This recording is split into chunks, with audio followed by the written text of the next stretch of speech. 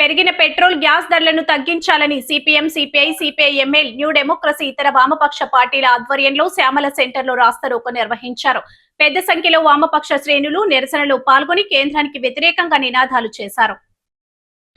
ఈ సందర్భంగా CPM party తూర్పు గోదావరి జిల్లా కార్యదర్శి టి అరుణ్, సిపిఐ జిల్లా సహాయ కార్యదర్శి K Rambabu, CPI ML new democracy నగర కార్యదర్శి ఎన్ కిరణ్, ఏవి రమణ మాట్లాడుతూ మే నెలలో కేవలం 11 రోజుల్లో మోడీ ప్రభుత్వం 4 సార్లు డీజిల్, పెట్రోల్ ధరలను పెంచి ప్రజల నడ్డి విరిచిందని ఆగ్రహం వ్యక్తం చేశారు. వంట గ్యాస్, వాణిజ్య గ్యాస్ ధరను భారీగా పెంచి సామాన్య ప్రజల, చిన్న వ్యాపారుల జీవితాలను వీధుల్లోకి నెట్టిందన్నారు.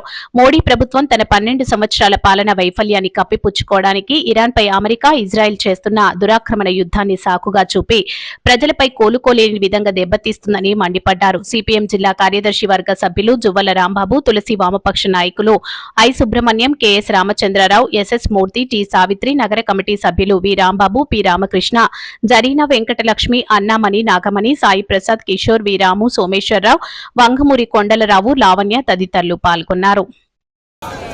ఉపసంహరించాలి పెంచిన పెట్రోల్, డీజిల్, గ్యాస్ ధరలను.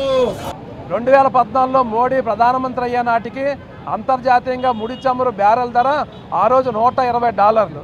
ఇవాళ యుద్ధం తర్వాత అంతర్జాతీయ ముడి చమురు ధర $90-95. $120 ఉన్నప్పుడు $70 పెట్రోల్ ఉంది ఈ దేశంలో. ఇవాళ $90 ఉన్నప్పుడు భారతదేశంలో పెట్రోల్ $120 అయింది. $120 పెట్రోల్లో దాదాపు ₹65 కేంద్రం, రాష్ట్ర ప్రభుత్వాలు పన్నులే ఉన్నాయి. ఆ పన్నులతో వచ్చినటువంటి లక్షల కోట్ల రూపాయలని ఇవాళ కంపెనీలకి, కార్పొరేట్ కంపెనీలకి అప్పనంగా దోచిపెడతా ఉన్నారు. జనం నెత్తిన భారాలు వేస్తూ ఉన్నారు. అందుకనే పెట్రోల్, డీజిల్, గ్యాస్ ధరల పెరుగుదలకి ఈ ప్రభుత్వం అవలంబిస్తున్నటువంటి దుర్మార్గమైన పన్నుల విధానమే కారణం.